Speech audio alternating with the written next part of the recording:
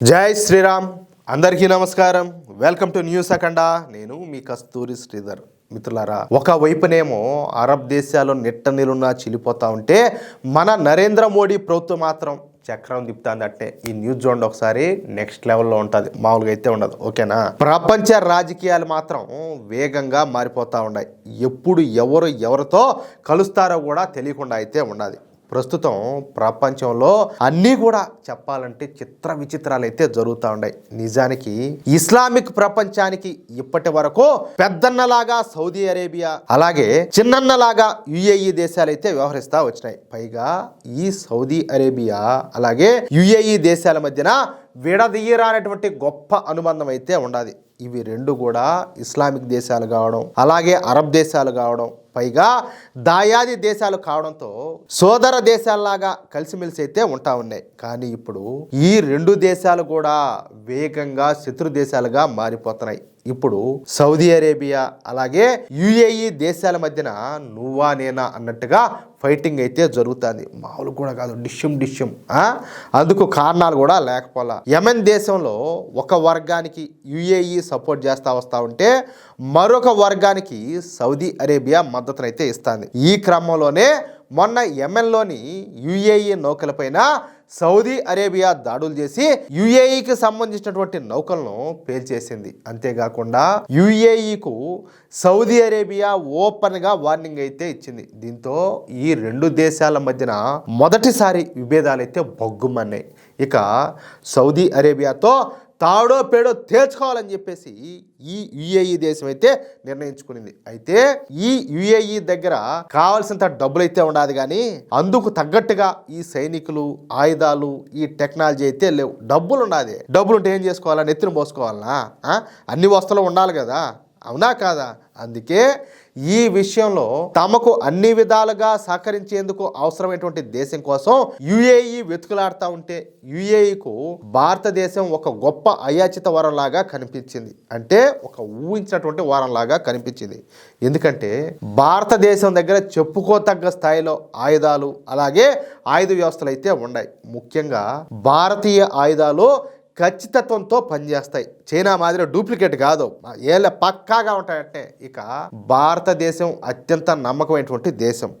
నమ్మించి గొంతు కోయడం, వెన్నుపోటు పొడవడం, అవసరంలో ఉన్నప్పుడు డిమాండ్లు పెట్టడం వంటివి చేయనటువంటి దేశం మన భారతదేశం. పైగా ఈ యుఏఈకు మొదటి నుంచి భారతదేశం అయితే మిత్ర దేశంగా ఉంటా వస్తుంది. అందుకే యుఏఈ తమ దేశ సైనికాభివృద్ధికి, టెక్నాలజీకు, స్పేసు, ఆర్టిఫిషియల్ ఇంటెలిజెన్స్ రంగాల్లో సహాయం తీసుకునేందుకు పూర్తిగా మన భారతదేశం మీద ఆధారపడాలని చెప్పేసి నిర్ణయించుకునేది. చెప్పా కదా, ఎందుకంటే మన దేశం నమ్మించి గొంతు కోయదు, వెనుపోటు పాడవదు. కాబట్టి ఆ నమ్మకం అన్నమాట. ఈ క్రమంలోనే యుఏఈ అధ్యక్షుడైనటువంటి Sheikh Mohammed bin Zayed Al Nahyan మొన్న సడన్గా మన భారతదేశ పర్యటనకి అయితే వచ్చాడు. మన దేశానికి వచ్చినటువంటి యుఏఈ అధ్యక్షుడు మన దేశ ప్రధాని నరేంద్ర మోడీ గారితో సమావేశమయ్యి మోడీ గారితో చర్చలు జరిపిన తర్వాత వెంటనే వెళ్ళిపోయినారు. అంటే యుఏఈ అధ్యక్షుడైనటువంటి Sheikh Mohammed bin Zayed Al Nahyan మన దేశంలో కేవలం 100 నిమిషాలు మాత్రమే ఉన్నాడు. సహజంగా ఇలాంటి చర్చలకు విపరీతమైనటువంటి ప్రాధాన్యత అయితే ఉంటుంది. ఇక ఈ చర్చల్లో భారత్ అలాగే యుఏఈ దేశాల మధ్యన 12 ఒప్పందాలు అయితే జరిగినాయి. గత దశాబ్ద కాలంలో యుఏఈ అధ్యక్షుడు Sheikh Mohammed bin Zayed Al Nahyan భారతదేశంలో పర్యటించడం ఇదైతే 5వసారి. అయితే యుఏఈ అధ్యక్షుడైన తర్వాత భారత్లో పర్యటించడం ఇదైతే 3వసారి. అందుకే మన భారతదేశ ప్రభుత్వం దీనిని చాలా ముఖ్యమైనటువంటి పర్యటనగా అభివర్ణించింది. రెండు వైపులా ఉన్నటువంటి వ్యాపార వర్గాల ఉత్సాహంతో ప్రేరణ పొంది 2032 నాటికి ఈ ద్వైపాక్షిక వాణిజ్యాన్ని $200 బిలియన్ రెట్టింపు చేయాలని చెప్పేసి లక్ష్యంగా పెట్టుకున్నట్టు ఉమ్మడి ప్రకటన అయితే చేసినాయి. సరే, బాగానే ఉండాలి. అంటే 2032 నాటికి మన భారతదేశానికి అలాగే యుఏఈ దేశాలకు మధ్యన వ్యాపారం $200 బిలియన్ చేరుతుందన్నమాట. అంటే ఇది మన దేశ కరెన్సీలో దాదాపుగా 18 లక్షల కోట్ల రూపాయలతో సమానం.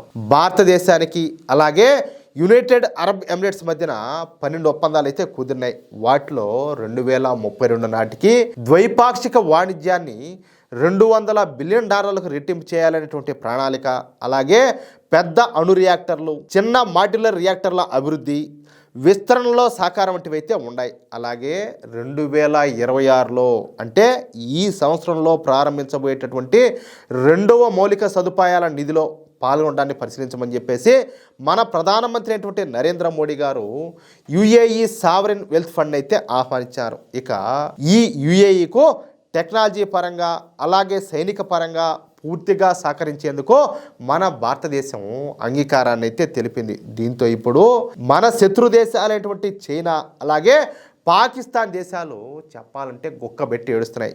యుఏఈతో భారతదేశం కుదుర్చుకున్నటువంటి ఒప్పందాలు ఈ చైనా అలాగే పాకిస్తాన్కు కంటి మీద కునుకు కూడా లేకుండా చేస్తూ ఉన్నట్టు తెలుస్తుంది. అభివృద్ధిలో దూసుకెళ్తున్నటువంటి మన భారతదేశం మన శత్రు దేశమైనటువంటి చైనాకు భవిష్యత్తులో గట్టి పోటీ ఇచ్చేటటువంటి సూచనలు మాత్రం స్పష్టంగా కనిపిస్తూ ఉండడంతో చైనా ఈ ఒప్పందాలపైన ఓ కన్నేసి ఉన్నట్టు తెలుస్తుందన్నమాట. ఇక ఇప్పటికే మనతో ఏ మాత్రం కూడా పోటీ పడలేటువంటి మన శత్రు దేశమైనటువంటి పాకిస్తాన్ కూడా ఈ ఒప్పందాల తర్వాత మరింతగా శోక సముద్రంలో మునిగిపోయిందంట. అది విషయం. మిత్రులారా, ఈ వీడియో ద్వారా అరబ్ ప్రపంచంలో చీలిక వెనుక నిజాలు, అలాగే యుఏఈకు అలాగే మన భారతదేశానికి వ్యూహాత్మక భాగస్వామ్యం, అలాగే మన నరేంద్ర మోడీ దౌత్య రాజకీయాల ప్రభావం, అలాగే 18 లక్షల కోట్ల డీల్ మన భారతదేశానికి ఏమిస్తుంది అన్నింటిని కూడా వీలైనంత వరకు పూర్తిగా విశ్లేషించాం.